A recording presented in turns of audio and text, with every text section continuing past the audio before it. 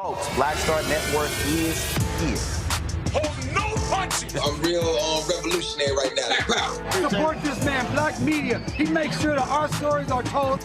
Thank you for being the voice of Black America, Roland. Stay black. I love y'all. All momentum we have now, we have to keep this going. The video looks phenomenal. See, this difference between Black Star Network and Black-owned media and something like CNN. You can't be Black-owned media and be scared. It's time to be smart. Bring your eyeballs home. You dig?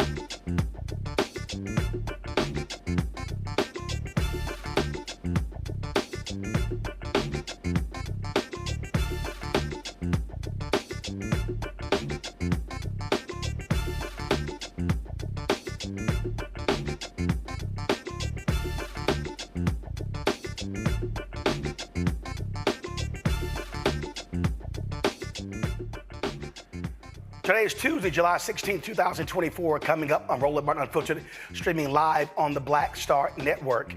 Donald Trump chooses Ohio Senator J.D. Vance as his Republican running mate. How do black folks feel about him? How has he done for black folks in Ohio? We'll talk to Ohio Congresswoman Shotel Brown about this former never Trumper. President Joe Biden just finished speaking to the NAACP in Las Vegas. We'll show you what he had to say and how he made the case for voters, especially black voters, to stand with him. Also, we will talk about, of course, a bunch of the lies you heard last night at the Republican National Convention as we focus on this critical election taking place in November. It is time to bring the funk on Roland Martin Unfiltered on the Black Star Network. Let's go. Whatever the biz, he's on it. Whatever it is, he's got the scoop, the fact, the find. And when it breaks, he's right on time and it's rolling. Best believe he's knowing. Putting it down from sports to news to politics. With entertainment just for kicks, he's rolling. It's on go, roll, roll, y'all. It's Roland Martin, rolling with Roland now. He's funk, he's fresh, he's real, the best, you know he's Roland Martin now.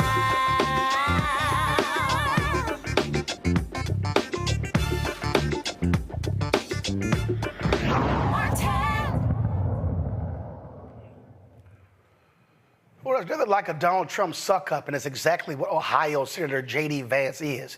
This is a man who trashed Donald Trump in the past, but now all of a sudden is his vice presidential running mate.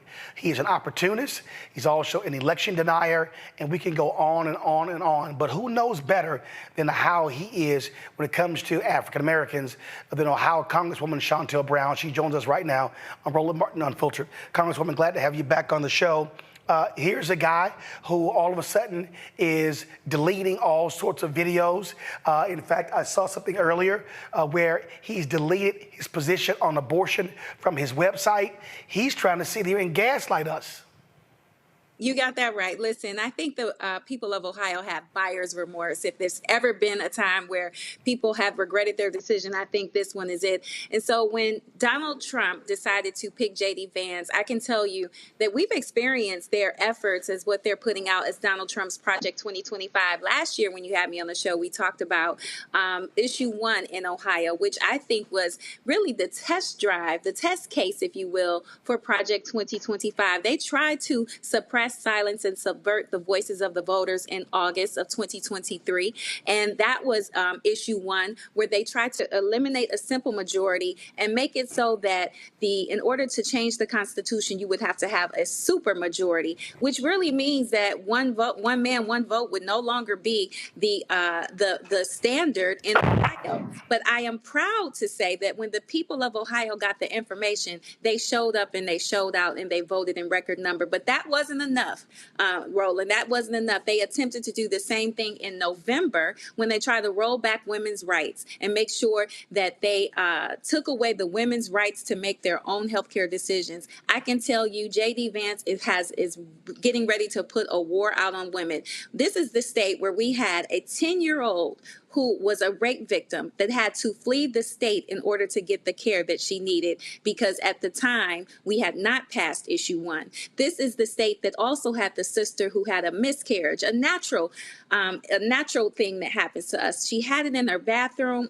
over the toilet. She was charged with the abuse of a court. They want to criminalize women for natural things, for healthcare decisions, and this is what we can expect them to put forth as their plan as we talk about Donald Trump's Project 2025. So he is Donald Trump 2.0, an elections denier, as you pointed out, a misogynist, and definitely someone who does not respect women, in my humble opinion. Train derailment in East Palestine, Ohio. And Vance brought Donald Trump there to stand with him. Well, the folks at Status Quo interviewed a woman from there, and this is what she had to say about Ohio Senator J.D. Vance. That is chemically contaminated. You've been sick. So many of you are sick. I am obviously not going to blame everything in East Palestine on J.D. Vance, but he is a U.S. senator, and now he could be a heartbeat away from the presidency. Am I missing something? Has he called for a criminal investigation into Norfolk Southern? No. Go ahead.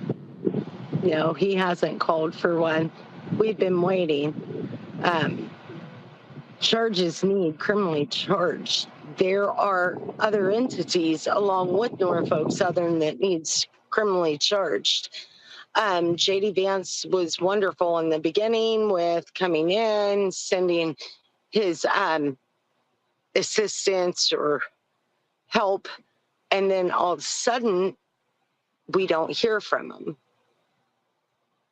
And we ran into one of his at the NTSB hearing, but we've never heard anything from them since. And so what does that say, Congresswoman Brown? He brings Trumps there, uses them as a photo op, and here's the woman who said, now he's MIA. I think that is demonstrative of what we can expect from his leadership if he were able to get his hands on the most powerful seat in the country and all of the world. And I hope that the people are listening and watching and paying attention, because they are duplicitous and diabolical. They have a lot of rhetoric, but no results. Listen, when we have two things that we can compare when it comes to the top of this tickets, and that's their records. We have a Donald Trump who had 4 years of chaos and confusion, and now we have President Biden and Vice President Harris, who really made some very powerful and historic accomplishments to get this country back on track when we had a president in office while he was taking medicine to deal with his COVID. He was telling other people to drink bleach. And on the other hand, we had President Biden and Kamala Harris, who were making sure people were getting vaccinated and getting shots in arms so we could reopen the country and get people back to work. We have the receipts for the work that we are doing, as opposed to the rhetoric and the empty promises of folks like J.D. Vance and Donald Trump. We can also talk about Donald Trump, how he talked about infrastructure week over and over again when he was in office. Well, I'm proud to say on my second day in office under the Biden-Harris administration, we were able to deliver. So now we're repairing crumbling roads, bridges, airports, waterways, removing 100% of the lead pipes, which is critically important in a city like Cleveland that has been dealing with lead devastation for decades, causing irreparable harm to some of our children and making it difficult for them to learn. In that infrastructure bill, we also provide the Affordable Connectivity Program, because we knew during the pandemic that the internet was no longer a luxury, but an absolute necessity. And because of the good work of folks like Congressman Clyburn, again, President Biden, Kamala Harris, they made sure that we were going to be able to deliver into those communities that were suffering for a long time and did not have access. And that is a record we can run on. But I know people care about the vision for the future. And the good news is President Biden and Kamala Harris have a positive plan for the future that is really going to maximize the work that they've done and leverage, because there's still more work to do. We need to pass the John Lewis Voting Rights Act. We need to deal with the George Floyd Act. There's so many things that are going to be impactful to the Black community that is on the ballot. If we don't show up, these things will be clawed back, and we can expect the future to be much darker than what it currently is if you get a Donald Trump and J.D. Vance in office as the president and the vice president of this country. I do have to ask you this. The DNC is looking to do a virtual roll call, and part of that is because what happened in Ohio. And even though the legislature, they changed the rule, it's been back and forth between DNC Chair Jamie Harrison and Nate Silver on social media. Nate Silver, of course, is with his 538. And so Silver said, go to my iPad, he said that Harrison was trying to gaslight people based upon technicality. Ohio changed the law, and that the GOP legal case to remove the Democratic nominee from the ballot would be extremely weak. But Harrison says, look, we can't chance this because we know how these judges rule. And so Jamie is saying that the smart way is to do this to make sure that you beat the deadlines and you don't chance this thing in court. Just your thoughts on that. I trust our chairman, and I know that as an Ohioan, we cannot trust the Republican legislature or the executive to do what's right for the rest of Ohioans, let alone the country. We saw what they did in August of 2023, really upending their own rules. They said that they would not have special elections in August, yet they did because they thought that they could get away with suppressing, silencing, and subverting the voices of the voters by trying to pass issue 1, again, taking away that simple majority. So I cannot trust the Republicans, these extreme MAGA Republicans, I must say, to do the right thing. So I trust our chairman to do what is going to be the best course of action to ensure that we get Biden and Harris at the top of the ticket across the country. And on that particular point, that I posted this on Twitter to Nate Silver. I'm like, dude, what the hell are you talking about? The conservatives have a majority on the state Supreme Court. I don't care. I said, first of all, you're not even a lawyer, Nate Silver. If you want to call something weak, you don't leave it to chance. That's right. We already saw what happened with this Trump judge in Florida on Monday. We already know what's with this right-wing Trump Supreme Court. No, you get it done. You don't go, oh, we think they're going to side with us.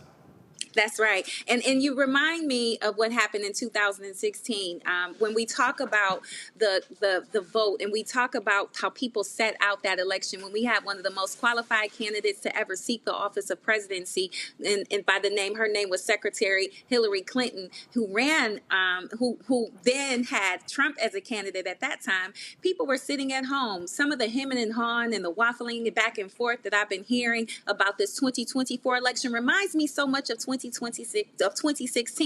And it's important that we remind people what happened during that 2016 election. We ended up with Donald Trump in the White House. And because of that, he was able to appoint not 1, not 2, but 3 right-wing activists, MAGA extreme judges who will be there for a lifetime. And they have already reversed course on precedent that had been set for decades. I will never forget June 24, 2022. That's my birthday. Worst present that I ever got was that they overturned Roe v. Wade. So they've been chipping away at our rights since he has been office. So when we say elections have consequences, you might not feel them that year that you elect that president, but you will undoubtedly feel them down the road. And so we're here. It's like deja vu. We're back. It's 2024. And I need people to remember what happened in 2016 when they failed to show up. We got those judges on the bench that are now Donald Trump's Supreme Court. They are overturning issues as it relates to affirmative action. We've got the Chevron case, and now they've given presidents immunity, making them more like kings than presidents. And that is what happens when we don't show up and vote in these critical elections. So every year for 2016, 2020, we've said that these are the most important elections because the stakes continue to get higher and higher. But I will take a page out of my sweetheart Antoine Seawright's book and remind folks that this is the most consequential election of our lifetime and that we are casting a survivor vote. This is really about our future future and our freedom, because it's all on the line. All you have to do is go look at Donald Trump's Project 2025. And the thing that is most concerning, they're not even hiding it, Roland Martin. They are they've got it right out in the open, and they are recruiting people online so that they can end and just terminate civil service positions and put in MAGA minions and Donald Trump sycophants that will do whatever they want and cave to his will, much like we see in the duplicitous, diabolical candidate called J.D. Vance as vice president. All right, Congresswoman Shotel Brown of Ohio. We appreciate it. Thanks a lot. Thank you for having me, Roland. Folks, going to a break. We'll be right back. Roland Martin Unfiltered on the Black Star Network. Coming soon to the Black Star Network. I still have my NFL contract in my house, having a case. It's 4 of them, my 4-year contract. I got a $600,000 signing bonus. My base salary for that first year was $150,000. Matter of fact, $150,000. $150,000. That's what I made, $150,000. Now think about it. My signing bonus was a forgivable loan, supposedly. When I got traded to the Colts, they made me pay back my signing bonus to them. I had to give them their $600,000 back. Wow. Yeah, I was so pissed. Because, I try to be a man of my word. I'm like, you, I'll give you your money back. Even though I know I earned that money, right. I gave them their money back. I gave them their $600,000 back. But yet, I was this malcontent. I was a bad guy. I'm about the money. It wasn't about the money. It was about doing right. Because I looked at, because you look at contract. Look at John Edwards. John Edwards was making $1 million, $800,000. I was making $150,000. I was doing everything. And I'm like, but yet I was, I got so many letters, so I just play for free and all that kind of stuff. You don't forget that kind of stuff. Right. That stuff is hurtful.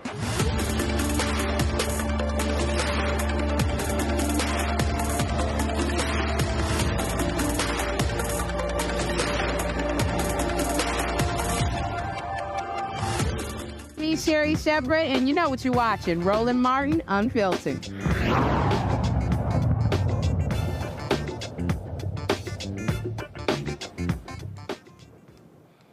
All right, folks, let's get right to it. My panel, Dr. Mustafa Santiago Ali, former senior advisor for environmental justice at the EPA. Joining us from D.C., Dr. Niambi Carter, associate professor, University of Maryland School of Public Policy, also out of D.C. Dr. Larry J. Walker, assistant professor, University of Central Florida, joining us out of Orlando. Niambi, I'm going to start with you. I'm going to start, first of all, with what the DNC is doing. You've got a letter that some Democrats are sending saying, stop this. Don't do this roll call. It's not right. But again, what you hear from the DNC chair, Harrison, he's saying we cannot chance this by waiting for the courts. In fact, what he lays out, and again, he went back in his lengthy back and forth on social media with Nate Silver.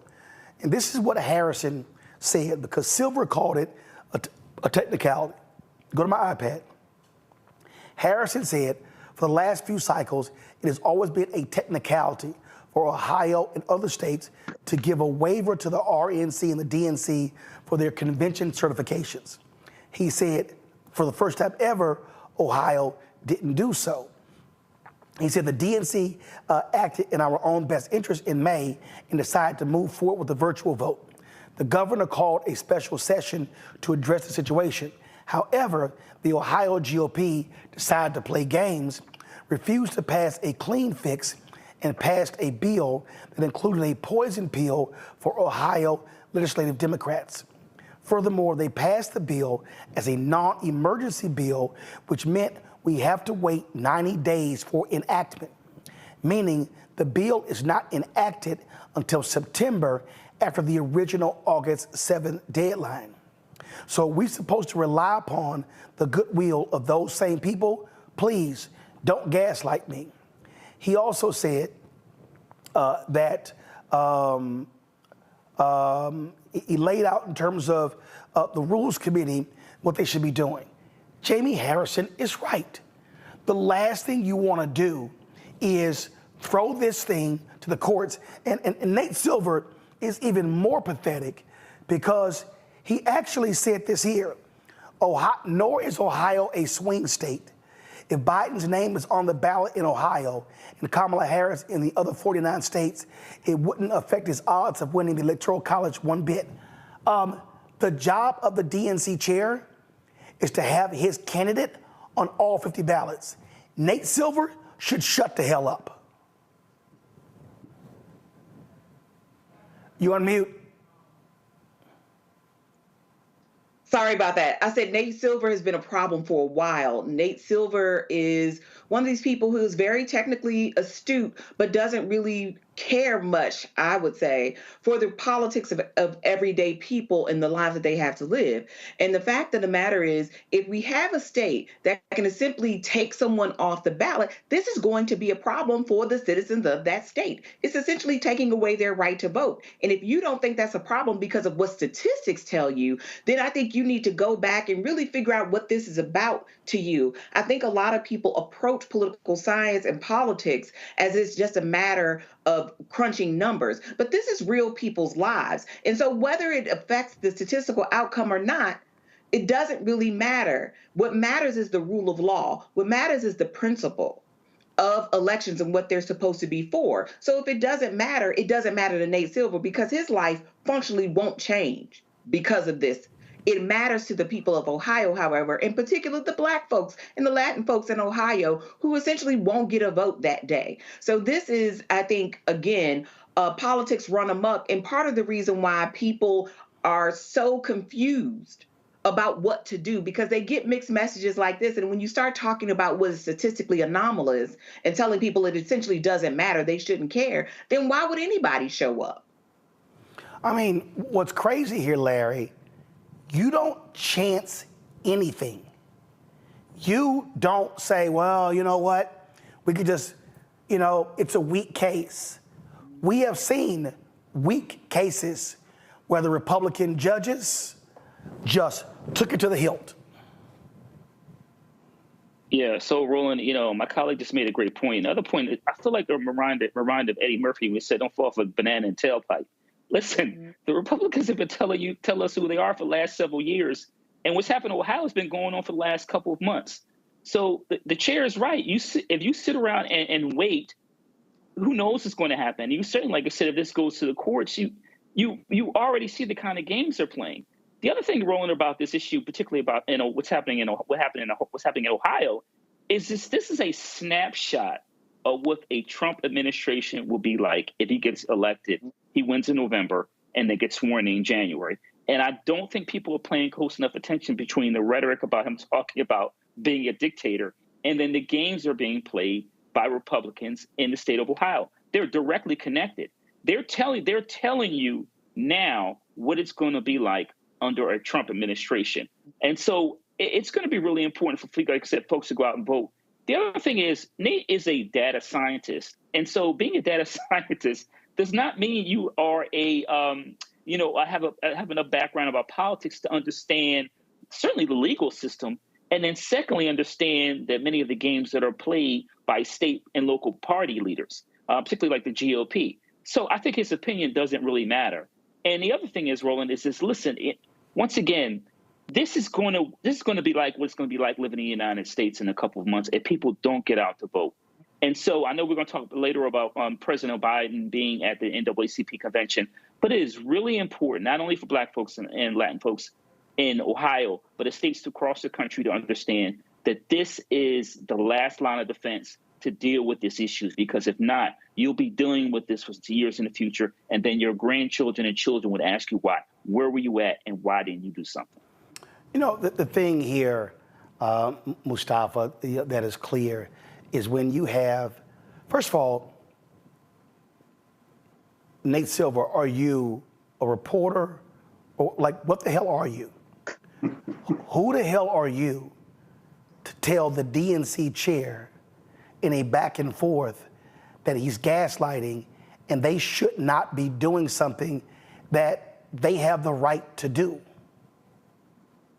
Well, Nate Silver has got that TV bug, right? If you have watched his evolution, then you've seen how when you say controversial things that you get more airtime. So I'm not taking anything away from him as a tactician, a statistician, any of the things that are in his technical wheelhouse. But we also understand how being on mainstream media works. So we have to ask the question, is this a part of his calculus as someone who deals with numbers of being able to have more time there? Besides that, the real question is, are people going to continue to be fooled? Because we continue to allow ourselves to say this could never happen, and then just walking down like we're walking down a dark alleyway after somebody done punched you in the head one time and saying, well, there's no way somebody gonna punch me again. With all the Supreme Court cases that we said could never possibly turn out the way that they did, and as devastating as they have. People saying, well, when they first heard about Project 2025, well, this couldn't possibly be as bad as folks on the Black Star Network have shared, or other folks. So I'm just wondering when folks are actually going to wake up and understand that there is a strategic set of actions that are being put in place.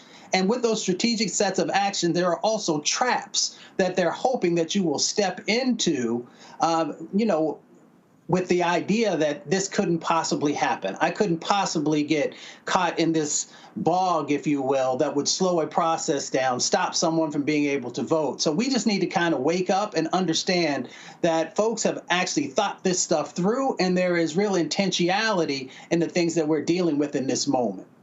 Well, I mean, absolutely. And, as we sit here and we watch what's playing out, but people have to understand, game recognizes game, Niambi. You've got Elon Musk, who said, "Oh, I'm not going to endorse anyone. I'm not going to contribute to any campaign." Announced he's going to give $45 million a month to the Trump campaign. Now you've got billionaires, Mark Anderson, David Ben Horowitz, this Doug Leone, all of them now saying, "Oh, we're backing Trump." It's like, we see what's going on. What they want, and look, David Zaslav leads Warner Discovery. I don't care what party wins. I just simply want deregulation. They hate Biden because they've been stopping these monopolies. They've been stopping all of these mergers. These billionaires, people, everybody watching needs to understand these Silicon Valley billionaires are freaking out because the Trump tax cuts for the rich expire in January 2025. That's what this is all about. Oh, absolutely. It's always about money. I mean, and it's not just deregulation in that sense, right? They want the right to pollute. They want the right to abuse their workers, right? They want to stop unions, all of the things that people have fought for to enjoy reasonable accommodations in their workplaces. They want to get rid of all of that. In addition, having a tax code that is very generous to them so that they can maximize their profits. It's part of the reason why we're experiencing the high prices that we're experiencing now, because big corporations are gouging us, even though they could be making different choices to stop the pain, if you will. So this is always about money, and what these people are banking on, and what we have to recognize is we don't have their billions to keep us warm at night, is that they have enough money to keep themselves insulated and safe from the shenanigans of a Trump administration, while the rest of us will suffer. And they get to enjoy more money at our expense. And again, you got this guy, Doug Leone, Sequoia Capital, all these venture capitalists. We know what they're doing. We know what's going on here.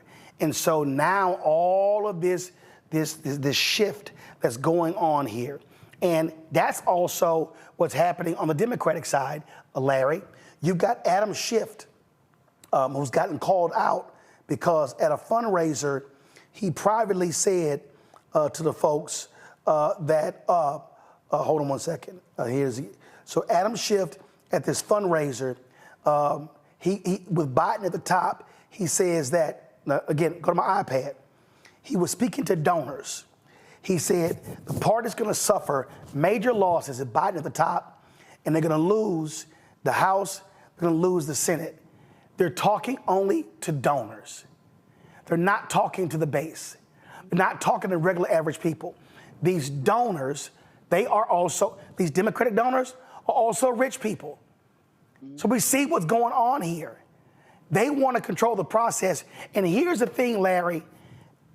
Jonathan Alter posted something on his social media where he was like, I don't know what Democrats are doing. You know, they're sitting here just trying to lose this race. And any young candidate can run and win. Guess what? They never named the young candidate. They never name how they're going to put together a national campaign on the fly in a matter of weeks. They can't explain the infrastructure. They can't explain how to raise money. But in their minds, oh, there's this magical, mystical, young, progressive Democrat out there that can win, but they never want to name them because the whole goal is not just to get rid of Joe Biden, it's to get rid of Vice President Kamala Harris. You hit it right on the nose, Roland. And, you know, I know you've been highlighting this point, and I also made this point to various platforms and people. This is not time to play musical chairs. It's July. It is too late in the game to consider changing, to having, you know, President Biden not run at the top of the ticket. And you also make a really important point since we talk about how race and gender intersect, and also getting rid of VP Harris. And it's just not realistic considering we just talked about Ohio and some of the other state guidelines. It is time for Democrats to join together and support the ticket to make sure that the Biden-Harris administration win. The other point you're highlighting, Roland, and I think so we talk a lot about Democrat and Republican parties, and, you know, obviously there are a difference in policies. But we also want to highlight whether someone like George Clooney or other rich individuals. There are a lot of rich white male donors in both parties who have certain ideas about what the party should look like. We heard Carvel several weeks ago make disparaging comments about what the Democratic Party looks like as it relates, particularly issues relating, policy issues and how it, he sees women. So we have to be aware of, first of all, the views of these individuals, and also highlight that Black women are the backbone of the Democratic Party. And so if you ignore them, particularly, like I said, ask President Biden to drop out and then ignore that VP Harris, then what you'll have is a civil war within the Democratic Party, which I know you've also talked about. But this idea that, once again, that President Biden is going to drop out and you're going to choose some imaginary, white male candidate, because that's really what we're talking about here, it's not going to happen. And Black folks are not going to sit back and allow it to happen. The last point, Roland, I want to make is raised to President Biden is, in my opinion, once the CBC said that they were going to support him, in my opinion, this conversation was over. The CBC now is its highest number it's ever been. It's powerful. The minority leader is a member of the CBC, along other members who hold key positions. So in my opinion, once they made it clear they were going to support him and they hold significant power in the caucus, that he was going to continue to be the representative.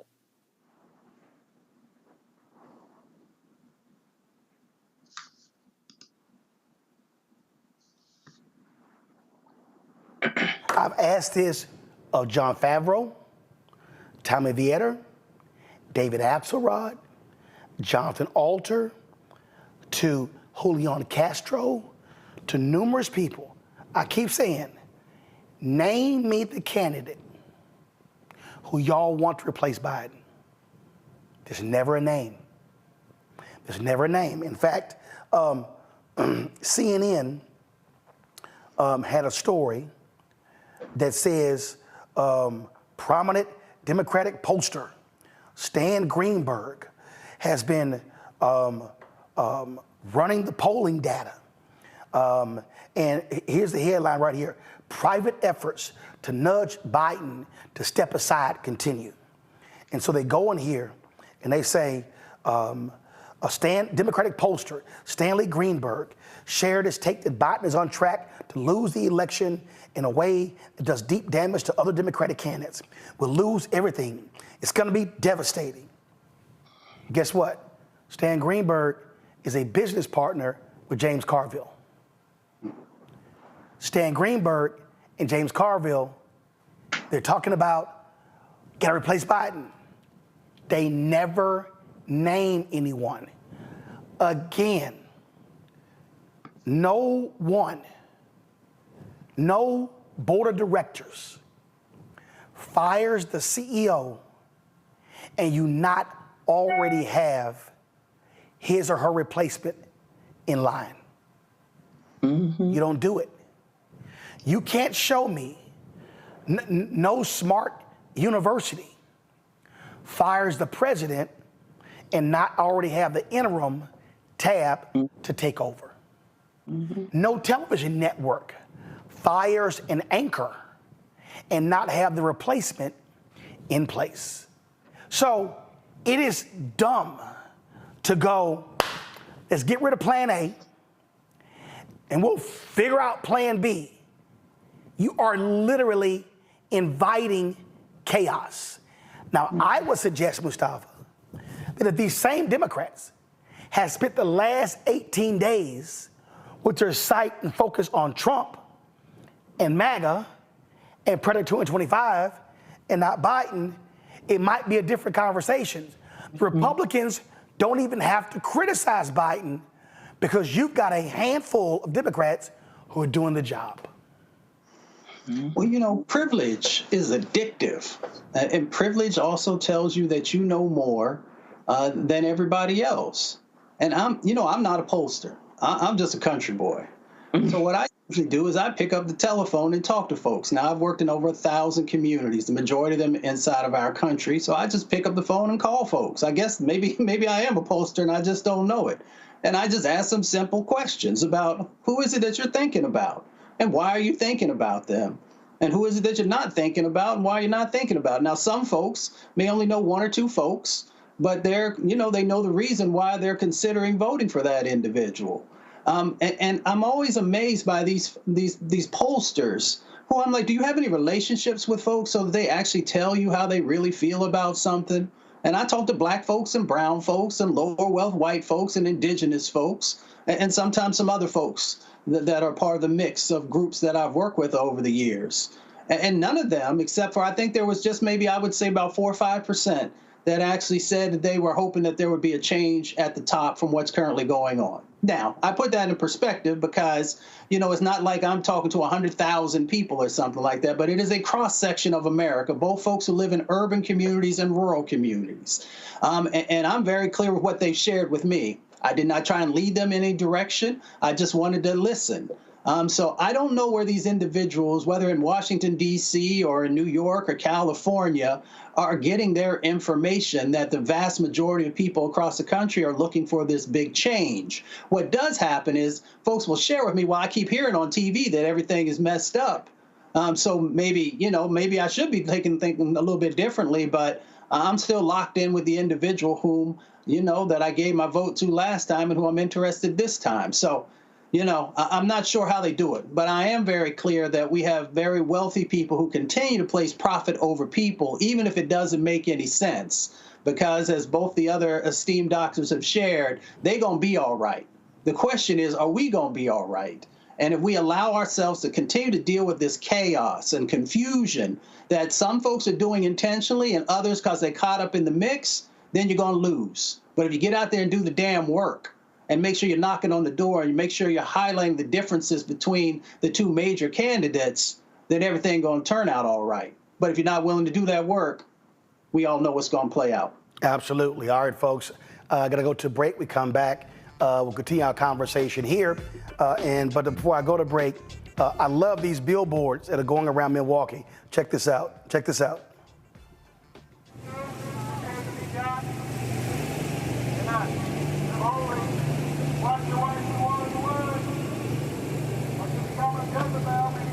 Absolutely right. He will be a dictator on day one.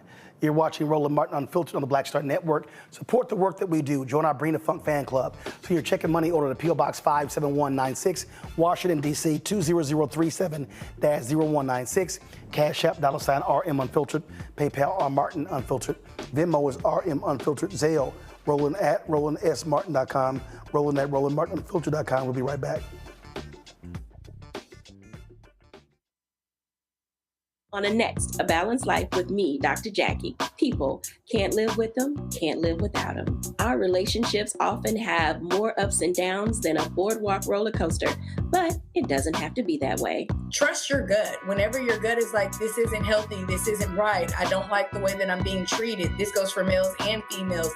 Trust your gut, and then whenever that gut feeling comes, have a conversation. Knowing how to grow or when to go, a step-by-step guide on the next A Balanced Life on Black Star Network.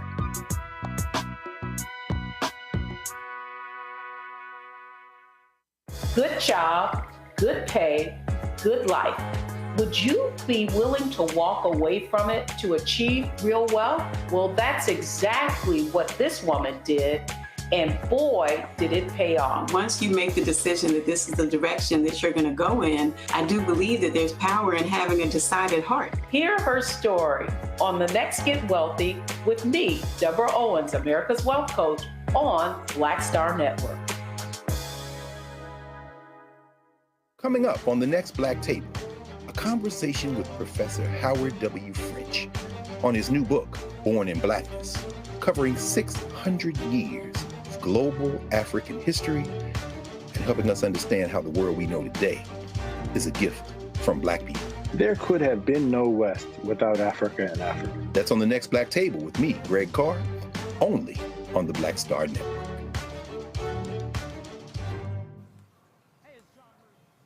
The new Sherry Shepherd Talk Show. You're watching Roland Martin Unfiltered.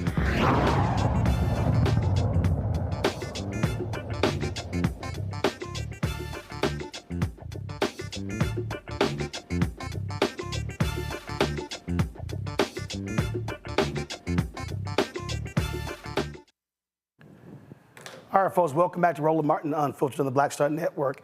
In a few moments, there's going to be this economic summit conversation taking place in Las Vegas with President Joe Biden, Congressional Black Caucus Chair Steven Horsford.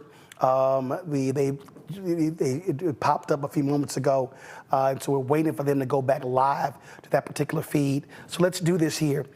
Earlier, President Joe Biden spoke to the NAACP, and here is some of what he had to say. NAACP. And I am all in. My word, I am all in. President Johnson, thanks for the introduction and for your leadership, most of all for your friendship. And thanks to all the thousands of members across America that are here. One of the most important organizations in our country. And a special thanks, I mean it sincerely, to the members of Congress who are here, including Nevada's own Steven Horsford, Chair of the Congressional Black Caucus. I don't know where he is, but I know he's out there. As so many members of the CBC members defending freedom, like Benny Thompson of Mississippi, Chair of January 6th Committee. And the best friend anyone can have, Jim Clyburn of South Carolina.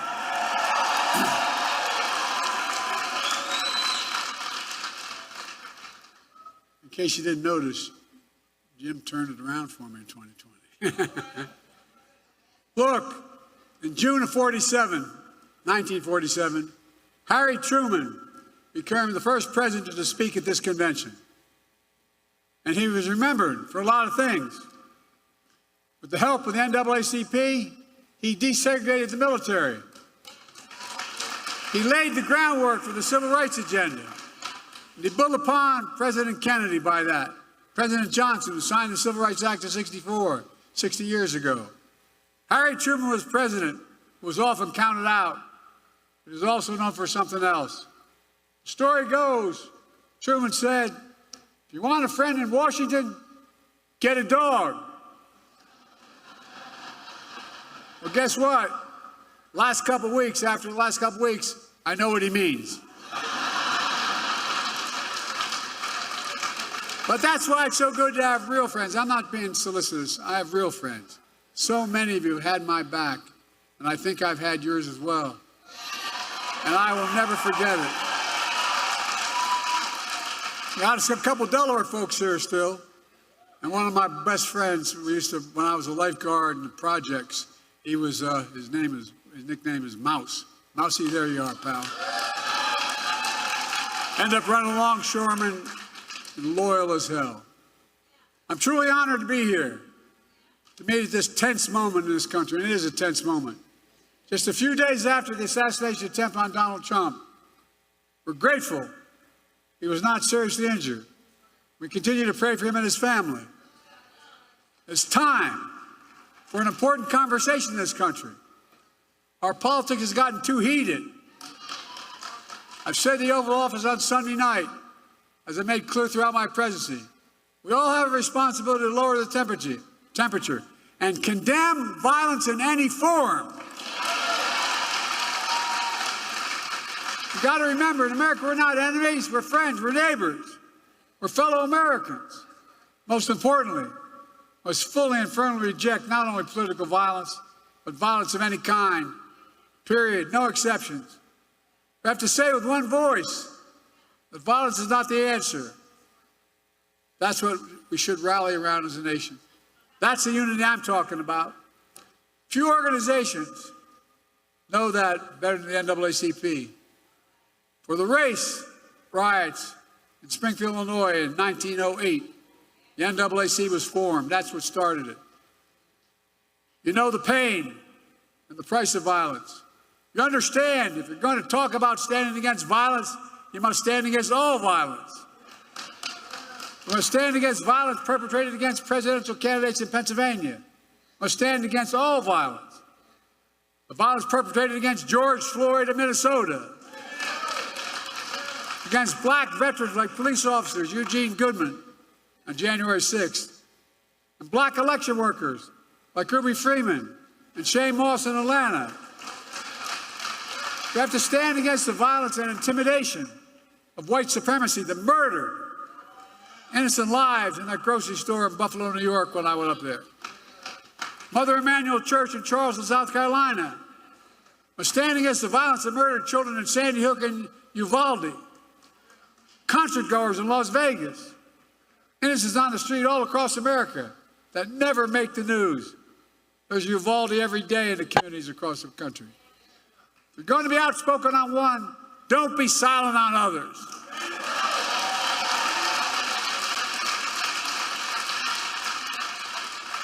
If we're going to speak about violence, we're going to speak about guns. More children in America die of a gunshot wound than any other reason. That's stunning and that is sick.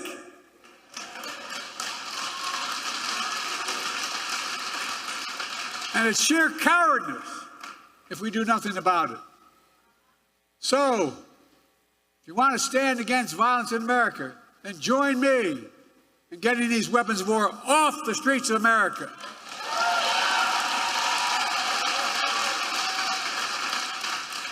An AR-15 was used in the shooting of Donald Trump, just as it was an assault weapon that killed so many others, including children. It's time to outlaw them. I did it once and I will do it again.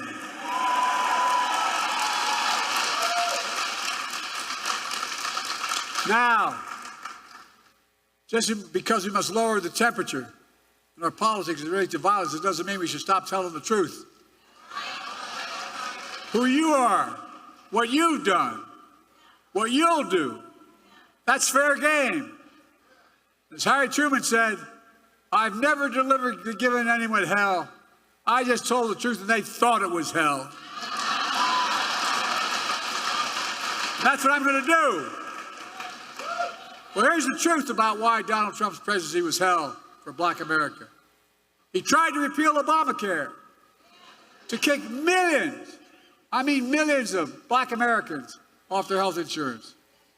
He had a $2 trillion tax cut that overwhelmingly benefited the super wealthy, the biggest corporations, and exploded the federal debt larger than any one president has in one term. He left no room for us to do what we should be doing.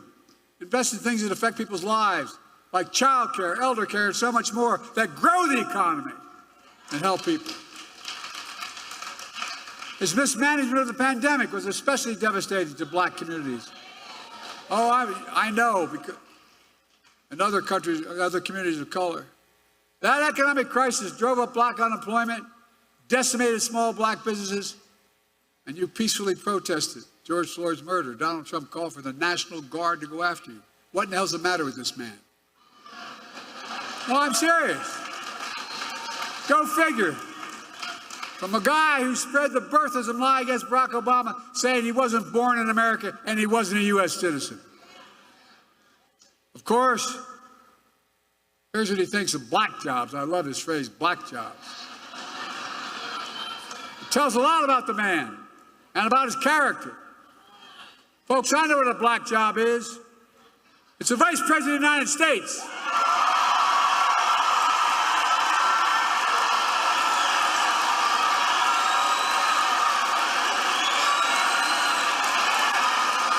I know what a black job is.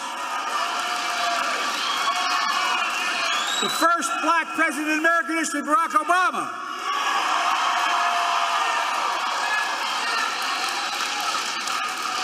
I was vice president to Barack, and she is my vice president. I nominated the first black Secretary of Defense in American history. He's doing one hell of a job. I nominated the first black woman to the United States Supreme Court. It mattered. It mattered. And I promised myself, and I promised America, that my administration would look like America. And I'm proud that we have the most diverse administration in all of history that taps into the full talents of our nation. That's who we are. These guys don't get it. That's why we're so successful. No, I'm serious. That's what makes us the greatest nation on earth. That's not hyperbole. Folks, it's because of you that I'm president and Kamala Harris is vice president. And by the way, she's not only a great vice president, she could be president of the United States.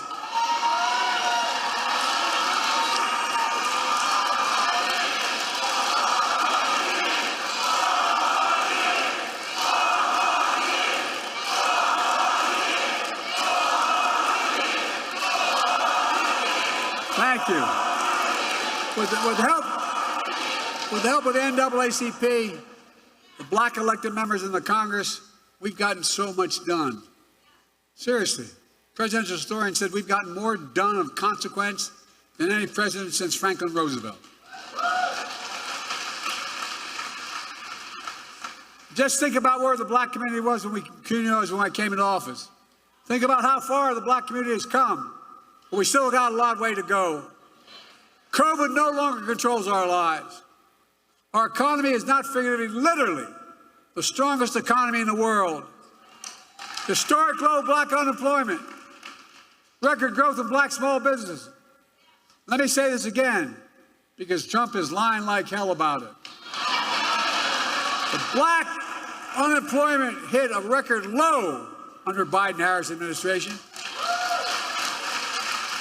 The first bill I passed, we put $1,400 checks plus $300 checks per child, per family, per month in the pockets of people in this country to get them through the pandemic.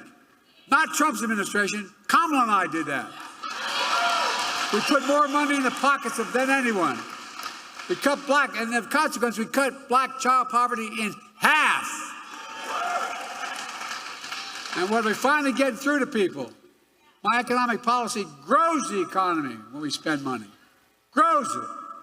We grew the American economy to the strongest in the world. And I'm determined to make that tax cut permanent.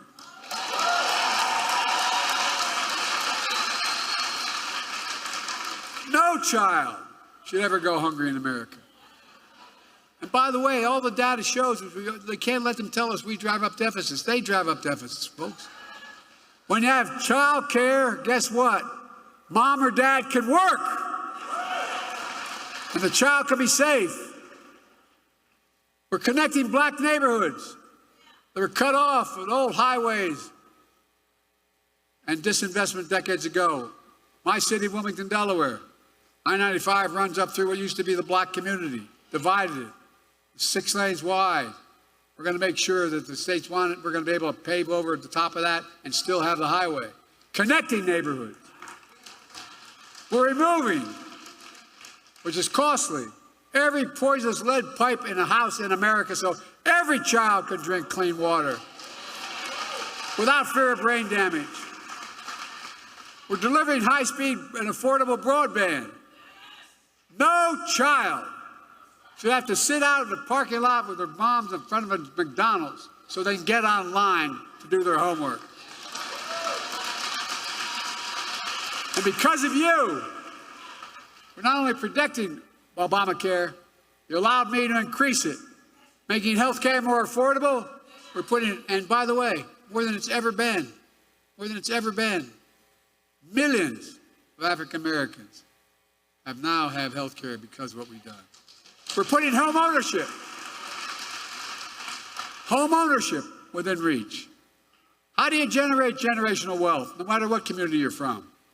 I know how we did it when everything got stuck in Scranton and we no jobs. Moved to Delaware. Dad worked like hell to get down payment to buy a small house. That's how you build equity. As small as a 3-bedroom split-level home with 4 kids and a grandpa living with us. But it was a home, and he was able to build some equity. Look, we're making the most significant investment in climate ever in all of history.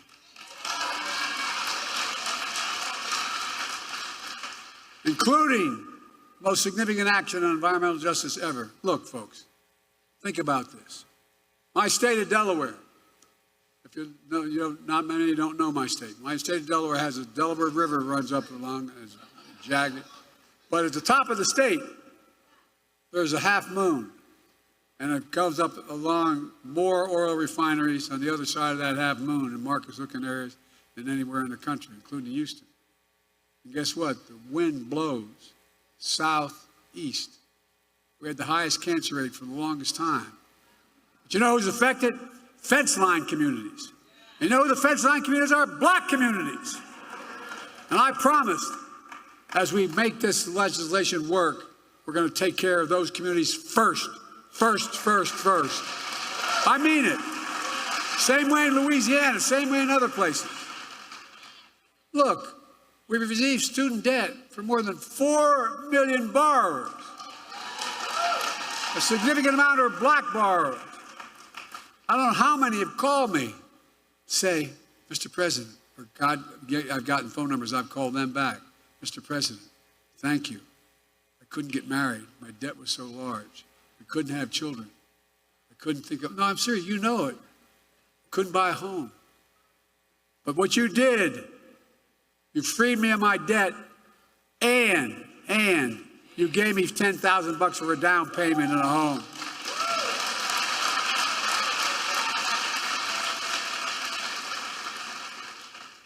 And this project, 2024, 2025, Trump's deal, you know, he talks about education. HBCUs are as good as any other university. Guess what the problem is? No, I'm serious. Not a joke. And Kamala and I have a constant fight. She says Howard's the best. I said Delaware State's the best. But that's because that's where I got my start. But my point is this. They don't have the endowment. So what are the jobs of the future? The high-tech jobs of the future. You're going to pay a lot of money. They don't have the money for the laboratories. They don't have the money for all that material. So that's why I've invested a record $16 billion in HBCU. Because no HBCU student is any less qualified than any student anywhere else.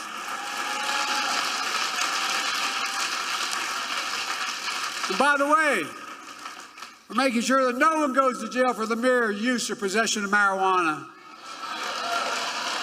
The record should be expunged. It holds them back. All told, because of you, the NAACP, we're making the most significant investments in Black America ever in all of history. We're seeing the results. The racial wealth gap is the lowest it's been in 20 years. Inflation is down in 3 years and coming down further, and we're going to have, as they say, a soft landing. Folks, you're going to see us grow faster and faster. That's not just my view. It's the view of 16 Nobel Prize-winning economists who put out a statement looking at my economic plan and Trump's. They said, my plan will continue to lower inflation, continue to grow the economy. Prices are falling for cars, appliances, and groceries. We're going to keep corporate greed at bay. But here's the thing, what I said about Trump. They said his policies will cause a recession. No, by the way, these are not a Democratic outfit. 16 Nobel laureates. Look, I come from the corporate state of the world, Delaware. I know how they work. There's more corporations incorporated in my state than any state in America, all combined. But that's what? We have to deal with corporate greed now. No, it is. Corporate profits are double since the pandemic. And they keep bringing prices down. We have to bring prices down further. Look, folks, the idea that corporate-owned housing is able to raise your rent $300-400 a month or something, under what I'm about to announce, they can't raise it more than $55.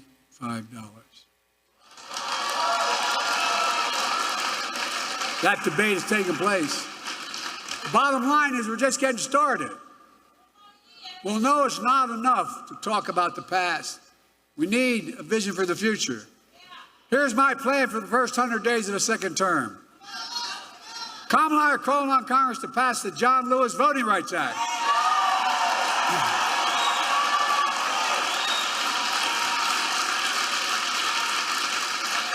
I did all that I was constantly able to do with executive authority, but we need the act. And we need to pass the Freedom to Vote Act. And I'll sign them both into law immediately. And guess what? Come hell or high water, we're going to restore Roe v. Wade as the law of the land.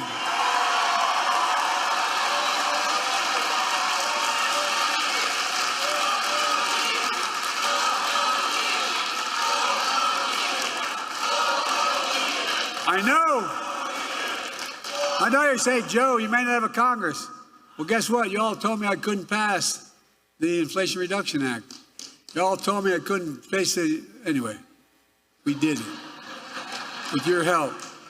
Republicans blocked police reform in Congress. So I signed a historic executive order on police reform. I'm going to come back and we'll sign George Floyd and Policing Act into law, come hell or high water.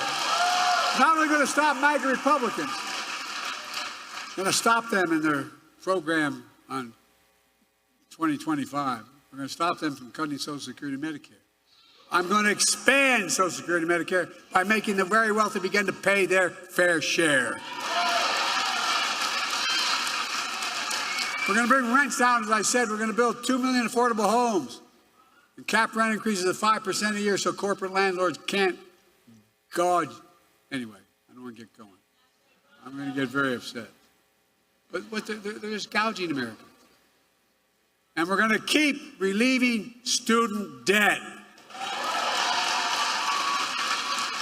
And we're going to end medical debt. We've already made sure medical debt can no longer be put on a credit report. Well, I'm working with states to wipe out medical debt for pennies on the dollar so it's not hanging over you the rest of your life. We're going to raise the federal minimum wage. Our first term, we capped the cost of insulin for seniors at $35. Total drug costs for seniors, beginning in 2024-5, at $2,000. And some of those cancer drugs are $10,000, $12,000, $14,000 a year.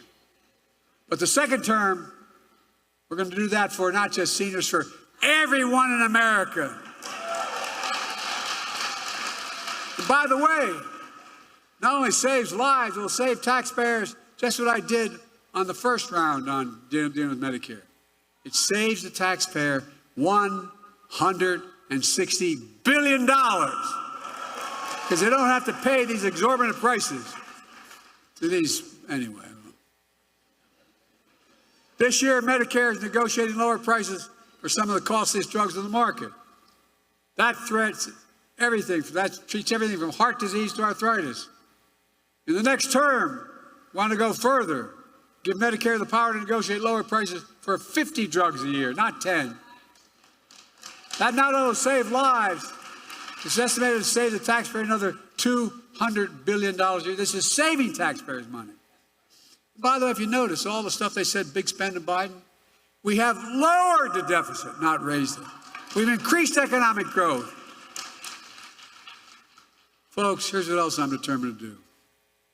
I'm determined to end Trump's tax cuts for the very wealthy and big corporations and make the tax code fair and ease the burden on working people.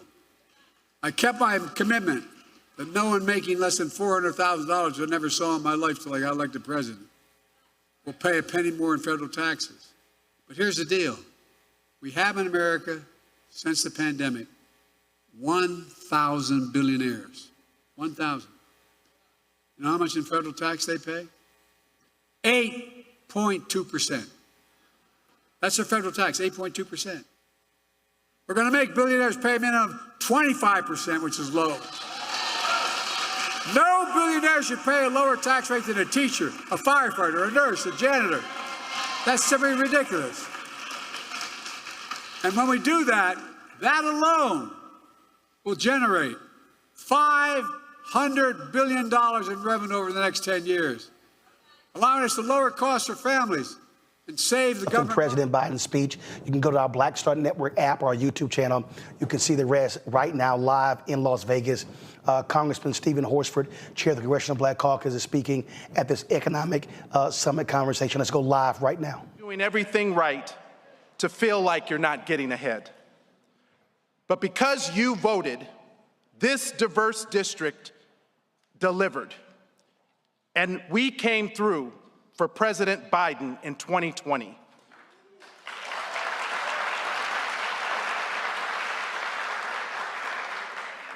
We delivered with large margins, giving him Nevada, earning him Nevada, and its 6 electoral votes. And because of you, the President and Vice President Kamala Harris delivered. It's because of you that we got COVID relief, infrastructure, the Inflation Reduction Act, capped the cost of insulin at $35 a month. It's because of you that we reduced child poverty by 50%. And it's because of you that we fought for and won meaningful climate action, the first bipartisan gun safety legislation in decades, and student debt relief. And the list goes on and on. And today is no exception. Because of you, President Biden is here to share some more good news. Just this morning, the White House announced that our application that was developed and submitted by our community was selected for $50 million in funding for Marble Manor. All right, folks, we're going to do a split screen here. We're going to keep that going. We're going to wait to see if President Biden speaks. I'm going to go to my panel here. I'm going to start with you, Larry. You heard what the president said there.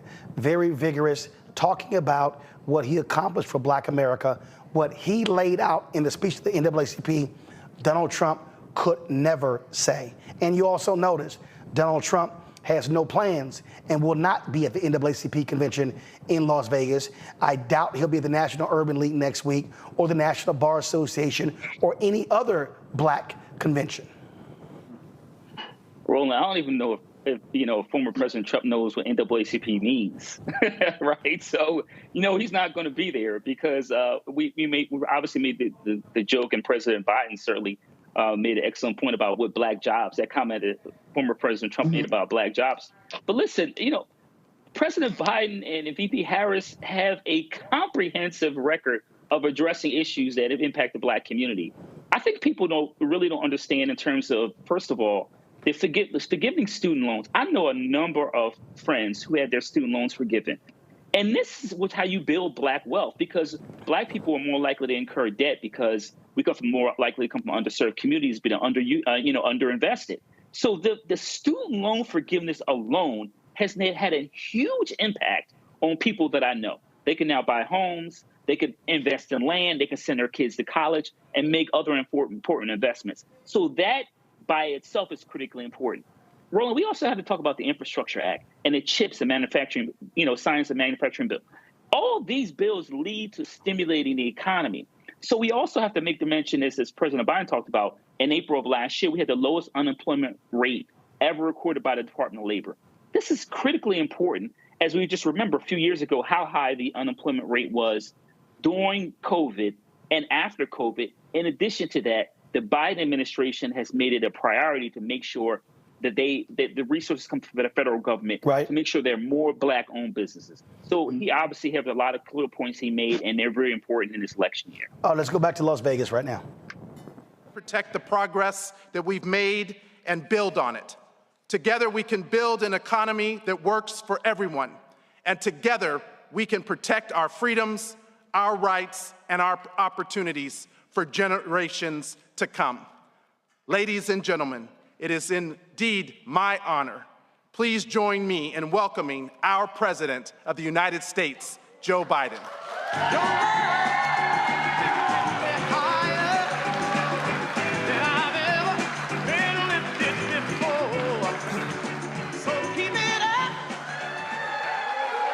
Hello.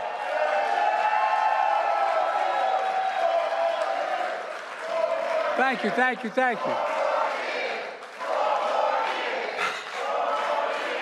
you, Stephen, for hosting this summit.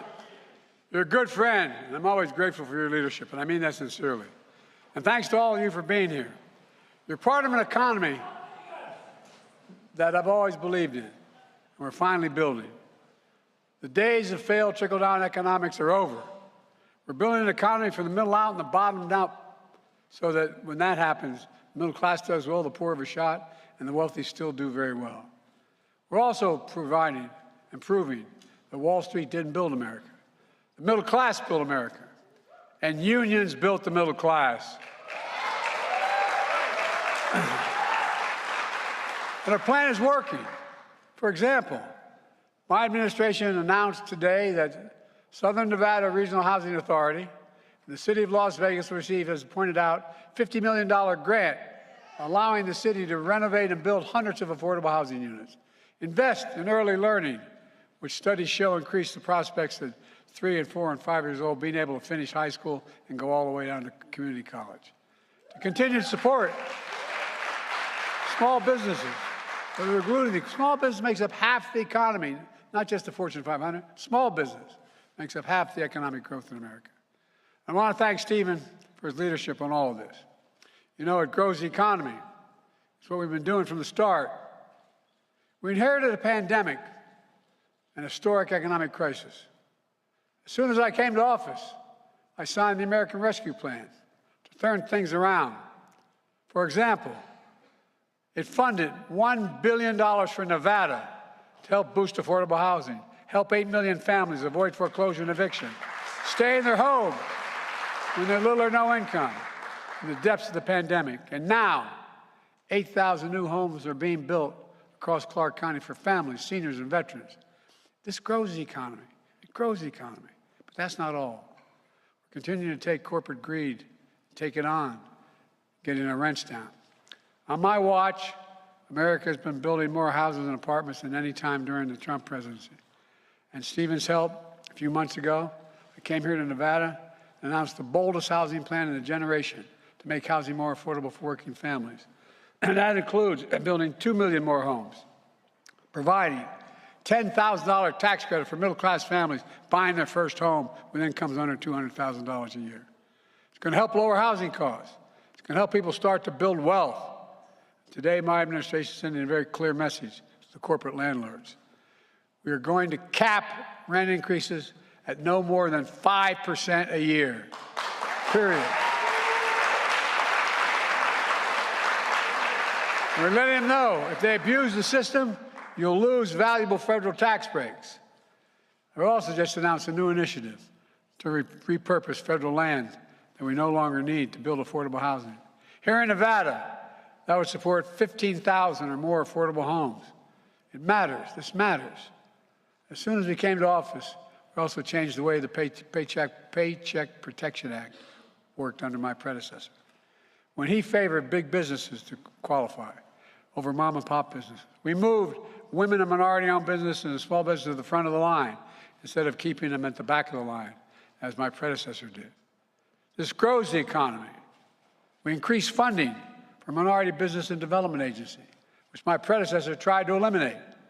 By increasing funding, we can help even more entrepreneurs from underserved communities grow and expand their business. We're increasing the share of federal contract dollars going to small or disadvantaged businesses from 10% to 15% of all the funding that's available. And this grows the economy. In addition, we're relieving student debt for borrowers across Nevada. The Supreme Court blocked my original plan to help more than 40 million working and middle-class American students get relief, but they couldn't stop me.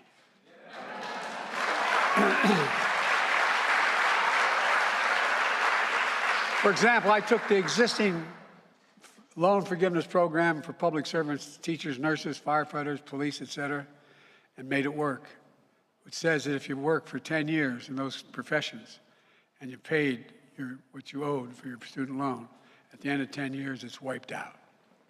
This is good for the economy because it helps folks who are doing the right thing and finally be able to start businesses, start families, start homes, build generational. I don't know how many letters I've gotten from into the White House. Dear Mr. President, my student debt hung over me like a lead balloon. It kept me from being able to get married. It kept us from being able to have a child. I wasn't able to even begin to buy a home. And this has all changed. People just want a shot. But take a close look at what Trump and the MAGA Republicans are proposing in Trump's Project 2025. They cut off funding for all Hispanic saving institutions, all Hispanic serving institutions, including community colleges like the College of Southern Nevada, where we're here today. They would repeal my bipartisan infrastructure law that's already invested $3.7 billion for Nevada right here in this state, like America First high-speed rail line. That's going to take you from Las Vegas to Los Angeles in 2 hours, create over 30,000 jobs, and guess what? Save billions of tons because of pollution. Because people, all the studies show, you can get from point A to point B in a train or a vehicle at the same distance, you take the train. We'll also invested $90 billion to replace poisonous lead pipes here in Nevada. So every child can turn on a faucet and drink clean water without fear of getting brain damage because of what's going on. We're doing the same thing by delivering affordable high-speed broadband to every Nevadan. Remember how Trump promised Infrastructure Week? Every week for 4 years? He didn't build a damn thing. Nothing. Now his Project 2025 repeals all we're doing. That's what he wants to do. The bottom of the line is this. Because Trump failed in handling the pandemic, lives were lost, and our economy tanked. And now we're back. Jobs are up. Wages are up. Tourism is back. The economy is growing. Inflation is down and continues to go down. And 16 Nobel laureates last week put out a paper saying that America's economy is going to grow under me and inflation will continue to go down. But they say under Trump's plan, these same economists say we'll fall into recession and inflation will be badly damage hardworking Americans. In fact, Trump's calling for a 10% tariff on everything imported to America, including basic necessities like fruits, vegetables, coffee, and more. The economists tell us his plan would cost working families a new tax of $2,500 a year. We can't let that happen. And by the way, these aren't liberal economists. These are Wall Street Journal economists. These are economists from the major institutions in America. We have to do more. That's why I'm determined to finish this job. Look, let me tell you my 100-day agenda, and I'm not going to keep it real long. We're going to make sure you own more and you owe less. That means we're going to keep relieving student debt. We're going to end medical debt. We've already made sure medical debt can no longer be put on a credit report. We also work with states to wipe out medical debt for pennies on the dollar. We're going to raise the federal minimum wage. We're going to pass the PRO Act and end union busting once and for all.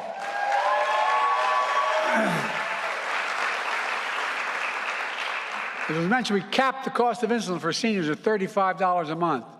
And total drug costs beginning in January, total drug costs at $2,000 a year, no matter how much they spend. because a lot of them now need cancer drugs, need heart medicines. They've ranged from anywhere from $2,000 a year to $4,000 a year to $10,000 to $12,000. The second term, we're going to make sure that's not only exists, but for every single American, every American. Folks, and it's not going to cost the government money. It saves the government money. By the way, these reforms save the lives of taxpayers, but they also save the government, just what we've done so far, $160 billion savings. And people don't focus on it, but here's the deal. Instead of Medicare having to pay out $400 for insulin, the Medicare only has to pay out $35. It just is a giant savings. This year, Medicare is negotiating lower prices for some of the costliest drugs on the market. Treat everything from heart disease to arthritis. The next term, want to go further and give Medicare the power to negotiate lower prices for 50 drugs a year for the next 10 years. That'll not only save lives, it will save the taxpayers another estimated $200 billion. But get this, Trump will give the power back to Big Pharma to charge whatever they want. He also wants to terminate, I love his phrasing, terminate the Affordable Care Act, which means the average family would pay $13,000 more a year for health care because guess what? They can't get coverage if they don't have the Affordable Care Act because they may have a pre-existing condition. That means 3 million Black Americans, 4 million Latinos, 1 million Asian Americans will be robbed of their health care coverage. Look, I'm taking the most significant action ever on climate. That includes bringing relief to millions of suffering from the biggest weather killer of all in America, extreme heat. I must tell you, this surprised me when I learned it about 8 months ago. If you add up hurricanes, tornadoes, earthquakes, everything, more people die from extreme heat than all those other natural events combined. And look what it costs. It costs money for people to have air conditioning. It costs money for people to have the ability to turn on what they need. Meanwhile, Trump says he doesn't believe climate change is real. Maybe you should step out here in Vegas when it's 120 degrees in his bare feet. Look, we're going to end Trump's, I don't want to get going here. We're going to end Trump's tax cuts for the very wealthy and big corporations so they start paying their fair share. I kept my commitment so no one could say I was going after people with money. I kept my commitment that no one making less than $400,000 a year would pay a single penny more in federal taxes. There are 1,000 billionaires in America. Right now, you know what their average cost of how much they pay in federal taxes? 8.2%. 8.2%. I'm going to make sure billionaires have to pay a minimum of 25%, which isn't even the highest racket. No billionaire should pay a tax rate lower than a teacher, a firefighter, a nurse, someone working like a belt. You know what that one thing will do when we get it done? It'll generate $500 billion in revenues over the next 10 years. Allowing us to do more for child care, elder care, bring down the federal deficit, so much more. And by the way, what happens when people don't have to worry about what's going to happen to the child if they go to work? They have child care. The economy grows. It grows. It grows. I signed the American Rescue Plan into law in the months of coming to office. I put $1,400 checks into pockets, expanded child tax credit, sending $300 checks per child, per family, per month into the pockets to help them get through this pandemic. I cut child poverty in half for Black families, Latinos, and Asian and tribal communities. Republicans let it expire. I want to reinstate and make the child care tax credit permanent. Permanent.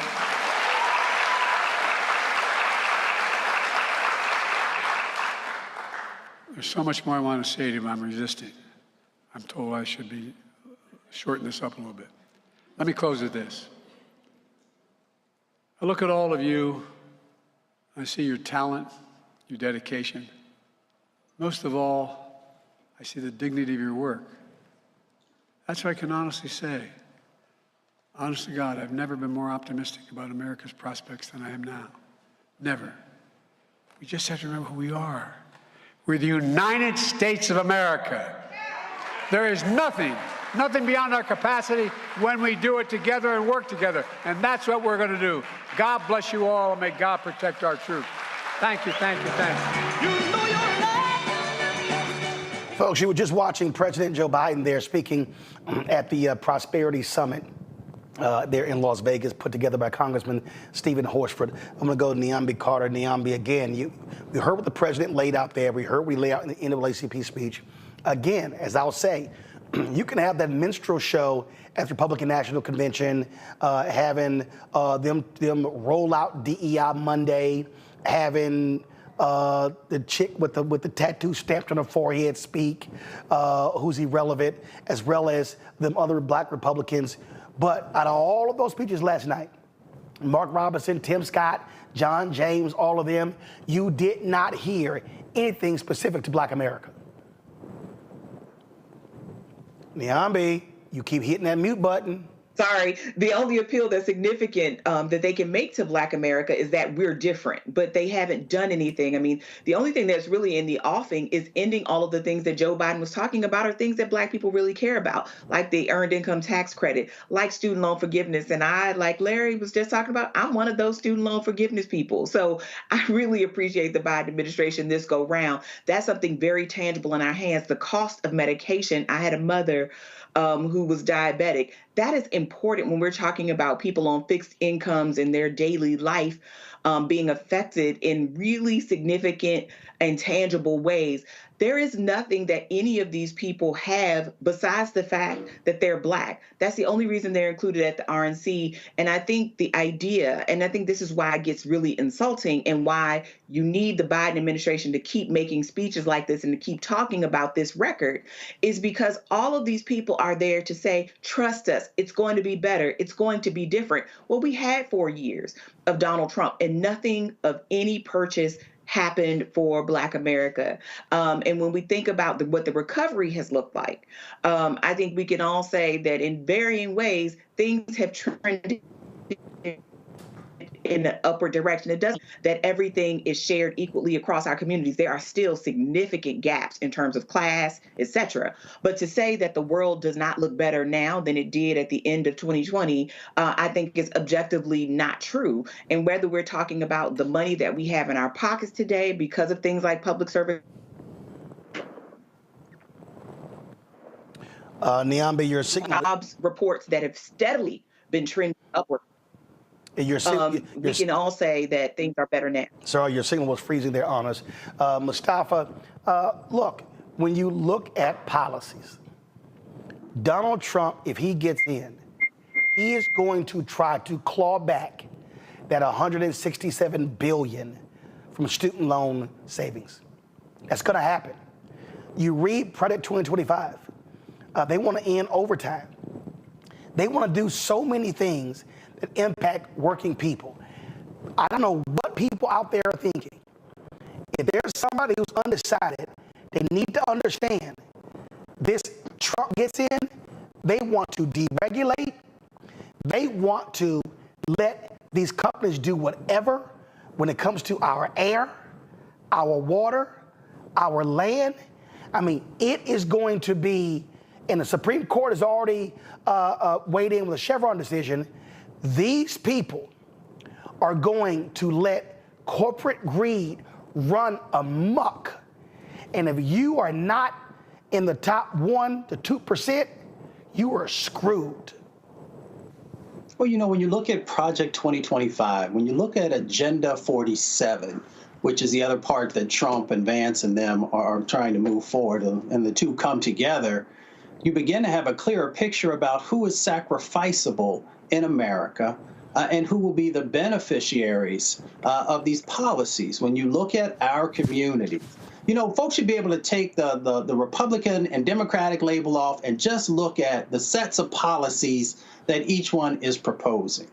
Trump is supposed to be an expert when it comes to housing and real estate. But if you go back and you take a look at the cuts that he made over $9 billion in his budget cuts there in relationship to housing. So when we look at some of the problems, and I'm not going to put all the problems on him, but we look at affordable housing and you see that HUD, Housing and Urban Development, was slashed when he was there, and then you see the sets of investments that the Biden administration is making, then it makes you wonder. Then you overlay that, Roland, with what you just shared about Project 2025, which wants to weaken federal agencies. Then you overlay it with what's happened in the Supreme Court with the Chevron decision, taking power away from those federal agencies that are supposed to, they have the responsibility of helping to make our lives better. Then you understand sort of this playbook that's out there. So whether it's education, whether it is the cleaning up, as you heard the president share, around lead pipes or cleaner air, or a number of different things that are there, or healthcare, then you have a pretty clear message that you have one administration that is focused on trying to make sure you're no longer sacrificed, that you no longer live in sacrifice zones, that you actually can move from surviving to thriving. And you have another administration that has not shown any policies that benefit the Black community. So as many other folks have said, I'm baffled by individuals who say that, one, I'm not going to vote, or two, I'm going to vote for somebody who is literally trying to make sure that my family doesn't have the ability to be able to thrive. So it is a choice. We live in a democracy, but it makes you question, do you really love Black people if you're willing to vote for somebody who you know is going to damage the lives of Black people? Folks, hold tight 1 second. When we come back, I told y'all Robert F. Kennedy Jr. was a fraud. Now we really know he's all about helping Donald Trump. We'll show you next on Roland Martin Unfiltered on the Black Star Network. On a next, A Balanced Life with me, Dr. Jackie. How are you being of service to others? Doing for someone beside yourself is such a big part of living a balanced life. We'll talk about what that means, the generation that missed that message, and the price that we're all paying as a result. Well, now all I see is mama getting up in the morning, going to work, maybe dropping me off at school, then coming back home at night. And then I really didn't have any type of time with the person that really was there to nurture me and prepare me and to show me what a life looked like and what service looked like. That's all on a next, A Balanced Life with me, Dr. Jackie, here at Black Star Network. Fanbase is pioneering a new era of social media for the creator economy. This next generation social media app with over 600,000 users is raising $17 million, and now is your chance to invest. For details on how to invest, visit startengine.com/fanbase or scan the QR code. Another way we're giving you the freedom to be you without limits. This is Essence Atkins. What's the love king of R&B, Raheem Devon? It's me, Sherry Shepard, and you know what you watch. You're watching Roland Martin Unfiltered. All right, y'all. So Robert F. Kennedy Jr. is supposedly running an independent campaign for president, even though his biggest donor is the biggest donor to Donald Trump.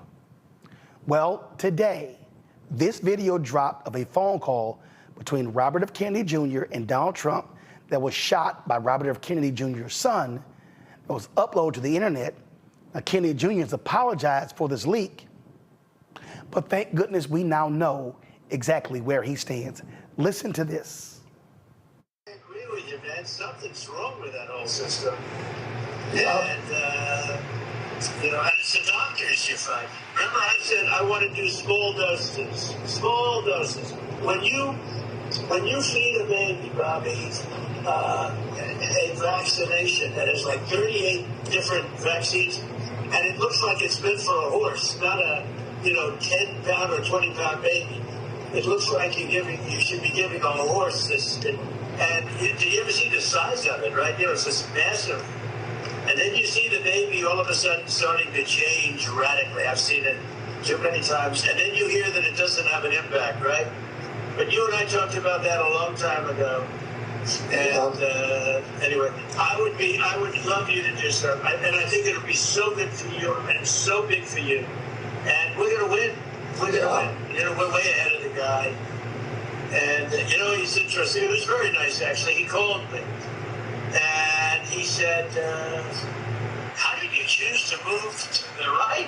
So I guess that's, people say, if I was looking straight on, right? He said, I said, I was just showing a chart. I didn't have to tell him the chart was on all the people pouring into our country, right? But I just turned my head to show the chart. And something wrapped me. It felt like a giant, like the world's largest mosquito. And it was a bullet going around. What do they call that, an AR-15 or something? That was a big gun. Those are pretty tough guns, right? Right, so that was that call there. What's interesting there, Mustafa, you hear Trump say, we're going to win. Kennedy goes, yeah. He offers Kennedy a job in his administration. I'm sorry, I thought Kennedy was also running for president. This is a con. It is a fraud. A vote for Robert Kennedy is a vote for Donald Trump. Yeah, I mean, we know that Kennedy wasn't serious. He didn't build the infrastructure that would be necessary to even be able to mount a real run. So, I'm for anybody who wants to run, you should have the ability to do it. But we should also use our brains to be able to evaluate if somebody has a serious chance, because our vote is incredibly important and it is incredibly valuable, and we shouldn't just give it away. I say folks should have to earn it, but we should also understand who has the ability to actually be a viable candidate or not. The other thing is that even though people say Trump's not smart, and yeah, he does some really incredible stupid things, he also knows what buttons to push with individuals that flatters them, that makes them feel like they also, have the intelligence to have a conversation with him. And of course, for Kennedy, it is his long-standing, sets of conversations and actions around vaccines. So he pulls you in and makes you think that he actually values who you are and the things that you care about, and that he's an advocate there for you.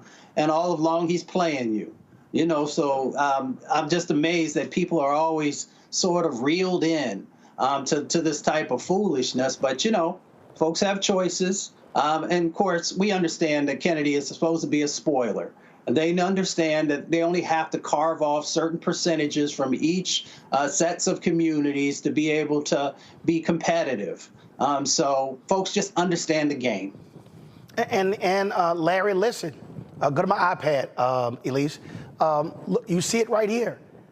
Republican donors, secretive groups are the ones trying to get Cornel West and Robert Kennedy on state ballots. Yeah, so we know that, Roland, these elections at the federal level are one, based on an outline, right? It's outliers. You look at all these individuals, some of these low propensity voters, individuals don't vote every 4 to 2 years. Look, they just carve out a small percentage in states like Wisconsin, Pennsylvania, et cetera, and that gets you the win. I think the other thing is, you keep alive with Kennedy is from that, obviously we just see this recording and we know from him, he's an op. It's just that simple. I think the other thing is what's going to end up happening is it won't be a joke if he's in charge of the Office of Infectious Diseases or the FDA or some other important agency that really has a day-to-day impact on your lives. So the recording just reinforces everything we know about Kennedy. And if, like I said, once again, you better get out the vote, because I know we've been talking about Project 2025, but the policies they have planned for us, and as it relates to infectious diseases, vaccines, et cetera, listen, we just overcame a pandemic. And so we can't have diseases like polio and other diseases that we essentially have gotten rid of here in the United States, allow those diseases to come back. And then we have to deal with children and other individuals who are negatively impacted. Niambi? I think Larry and Mustafa are right on with this. I mean, this conversation Donald Trump has been having for quite some time. He even, I think a few weeks ago, referred to Cornel West as his favorite because he takes 100% from Joe Biden and nothing from him. So these people are definitely there to move the needle. And as everyone's rightly pointed out, it doesn't mean that they have to take large swaths of the population, just enough to make the Joe Biden presidency less viable. And I think when we talk about someone like a Kennedy, who I think from the beginning, whose own family has said that he is not fit to be president, has come on the scene, there were lots of problems with his views. And when we think about just what he's had to say about COVID and vaccines more generally, when we think about the lives of Black people that have been lost, because many of us serve as the first line. We work in grocery stores as cashiers. We're bus drivers, right? We're those people. We're CNAs. Our lives are going to be severely impacted by a person like a Kennedy who doesn't believe in vaccines, considers them to be dangerous. And these people ultimately are seeking policies that are going to hurt us, because what people have to remember, all of these men are wealthy men. RFK is going to be fine when all is said and done. It's us that are going to pay the price for a person like him. So even entertaining him, giving him a modicum of credibility is dangerous. And he is already setting himself up to land softly, no matter whether Donald Trump wins or not. And like you said, he's clearly not campaigning to win. He hasn't really done anything to show he wants to win. He wants a position. And I think that person is more dangerous than a person who's sort of going it alone.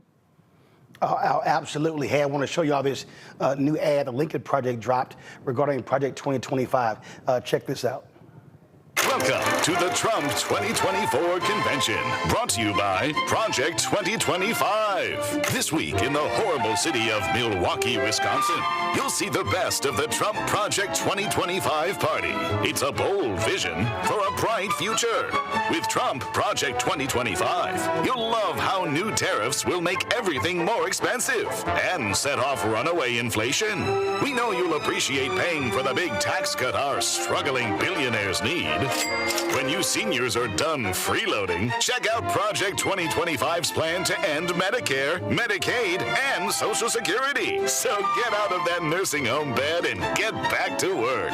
And ladies, this convention has so much in store for you. With Project 2025, you'll learn how good you'll have it in the kitchen. Girls, if your marriage isn't working out, you'll need Project 2025's helpful tips to keep the romance alive, even if he's abusive. Because we're getting rid of divorce. And if Mr. Wrong gets you pregnant, welcome to motherhood. Because we've ended Roe v. Wade, and we're going to criminalize birth control. And minorities, well, you didn't need those silly voting rights anyway. For you Jews, Muslims, Mormons, and other fake religions, you'll get a head start on learning America is a Christian nation. Project 2025 is Donald Trump's plan for your future, and it couldn't be any brighter. Project 2025 Bright Future Guarantee applies to white evangelical Christian men only. Other conditions may apply. Offer not valid in a functioning republic. You like that, Biambi? I think it's clever. Project 2025 understands politics, they understand messaging, and they said it very well. And I think one of the things we have to remember, these people are not just white supremacists, they're Christian nationalists.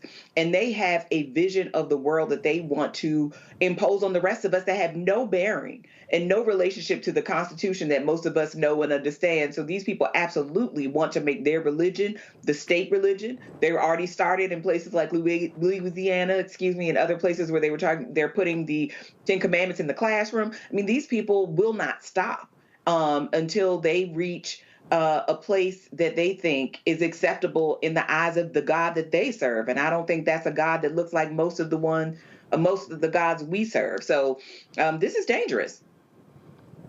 Larry.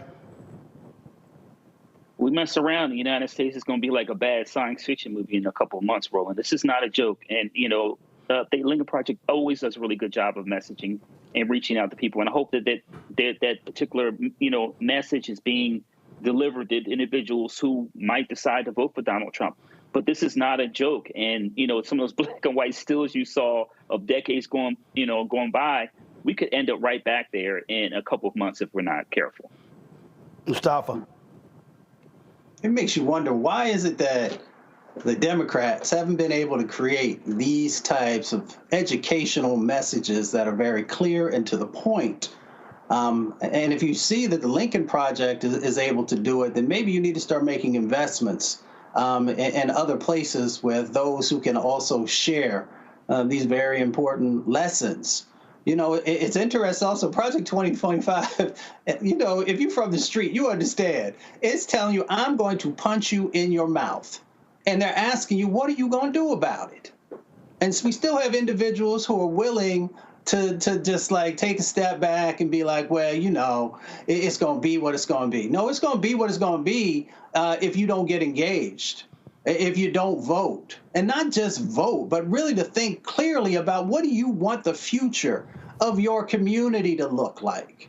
What do you know, we can talk in the broader concept of what you want the country to look like, but everything starts at home. It starts in your community. And these folks are telling you that they are going to strip your rights away, that they are going to take resources away from you. Now, if somebody reached their hand in your pocket, would you just let them take the money out of it? Because that's exactly what you do when you don't vote, when you don't get engaged, when you don't educate yourself. You're saying, it's all right, go ahead and reach in there. Or you can do whatever you want with my family. Or you can tell me where I can live. Or you can tell me what I can and cannot eat or what I can breathe. Can I breathe clean air because I need permission from you? And that's what this is really all about, and even more expansive. So we need to just wake up, and we need to get engaged. Absolutely, absolutely. And it's also not feeding to this nonsense. Yeah, I don't know what Van Jones was thinking on CNN when he said that that bald-headed child with a tattoo is somehow going to break up the Democratic coalition and just lead a mass of black people. Let me tell you something. Republican pollster Alex Castellanos just sent me this tweet. And he said, I'm not sure they do. Van Jones is concerned that the Democrats' black wall could crack. Not unreasonable to suspect that young black men are moving. I had to hit his ass back by saying, I've had black posters on. That's bullshit. But it's amazing how these people threw out nonsense on TV, Niambi, back with no data, no information at all. Van Jones is a grifter. Let's just put it out there. He says what he thinks is a hot take that will give him some engagement online. Black people are not following Amber Rose. She is not anybody's model of black politics. This woman is just that. She's been the wife and the girlfriend of some famous rappers. She's an influencer of some sort, but this woman does not speak for black people. She does not speak to black people, and she certainly will not be the reason that there will be a mass exodus of black people from the Democratic Party or any other. So if they're banking on her to do anything, they should get their money back, because it's not going to happen. And Van Jones knows this is a bad take. I don't believe that he is this daft or this thick. Van Jones just says what he needs to say on TV, because this is foolish and ridiculous. I mean, really? I mean, Amber Rose, Larry, come on. So I'm going to admit something, Roland. I don't want to admit. I'm from Philly, just like Amber Rose. The difference is, I understand there's a long history of black activism from the city of Philadelphia. So I don't know what she's talking about. She ain't it. Consistent like she ain't. Yeah, yeah. Let's be real clear. Amber Rose ain't no James Baldwin. She ain't no Ruby Dee. She ain't no Ossie Davis. She ain't no Harry Belafonte. She ain't no Paul Robeson. She ain't no Stevie Wonder. Hell, she ain't no Kerry Washington.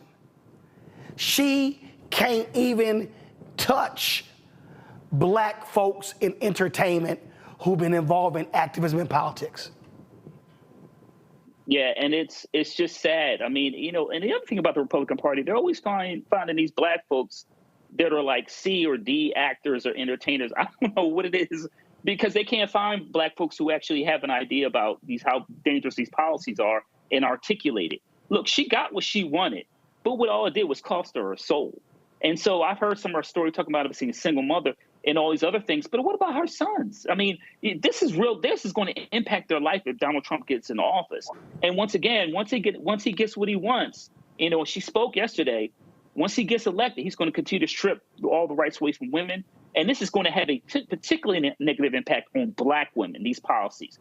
this overtime rules and some of these other changes. Let's be clear about that. So it's a contradiction in terms. And like I said, if someone from Philly, I'm not claiming.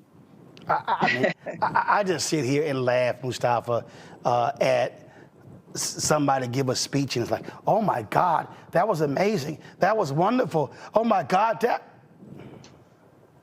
Go ahead. Well, you know, when you don't know any authentic Black people, then yeah, that might sound like something to you. You know, it's interesting. Celebrity and privilege, as I've often said, is addictive, and you will do anything. Many people will do anything to hold on to it. And as Larry said, you'll even sell your soul. You'll sell the people out that you said that you are, you know, in alignment with and solidarity with, to be able to, you know, continue to have the camera on you. You know, we are a brilliant people, but sometimes we don't slow down long enough to understand when people are trying to pimp us, when they are trying to use us.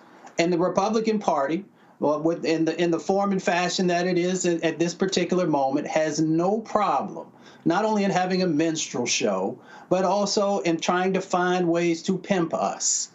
They do it by making sure that they don't have the respective policies. They do it by getting into our back pockets and into our pocketbooks and purses and all these other types of things.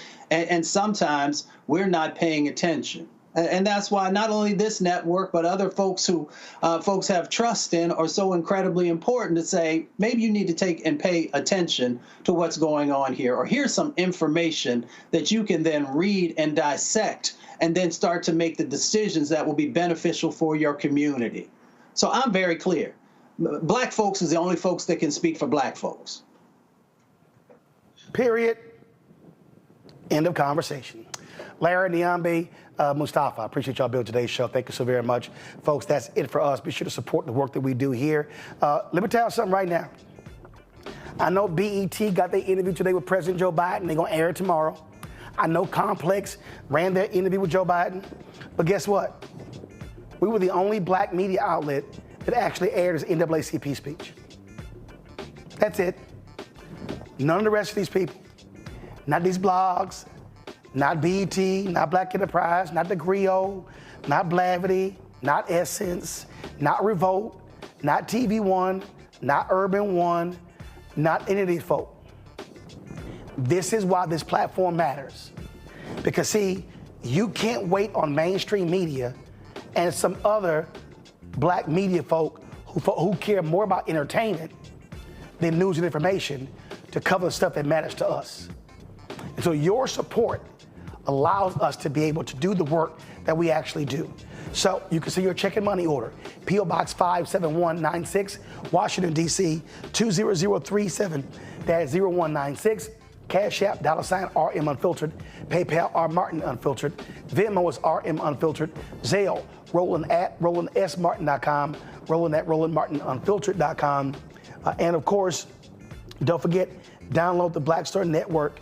Apple phone, Android phone, Apple TV, Android TV, Roku, Amazon Fire TV, Xbox One, Samsung Smart TV. And folks, on Thursday, we're going to be in Atlanta with the International Machinists Union. Folks, I am 6 to 8 p.m. We're going to be at the IBEW Hall. If you want to attend, you can actually press this, this QR code right here if you want to attend the live broadcast. So we're going to be there on Thursday, 6 to 8 p.m. in Atlanta on Thursday. And so you see some of the panelists we're going to have here. This is some of the Delta ramp workers. We're going to have some other folks who are going to be there as well. And so we're looking forward to our broadcast there in Atlanta. Again, taking place on Thursday. So on Thursday, I'll be in Atlanta for our special show. We're looking forward to that. And here are some of the folks who are going to be there with us as well. And that is Deborah Scott from Georgia Stand Up, Yvonne Brooks, Georgia AFL-CIO President, and also Richie Johnson, the IM Air Transport General Vice President. And so we're looking forward to that broadcast on the road on Thursday from Atlanta. And again, if you want to attend, You can attend, but you have to register. This is the QR code right here. So you can hold your phone up to the screen and actually click the QR code where you can register. All right, folks, gotta go home, rest my voice. I hope it's fully back on Thursday. We're gonna make it happen. I'll see y'all on tomorrow. Holla. Black Star Network is here. Oh, no punch! I'm real revolutionary right now.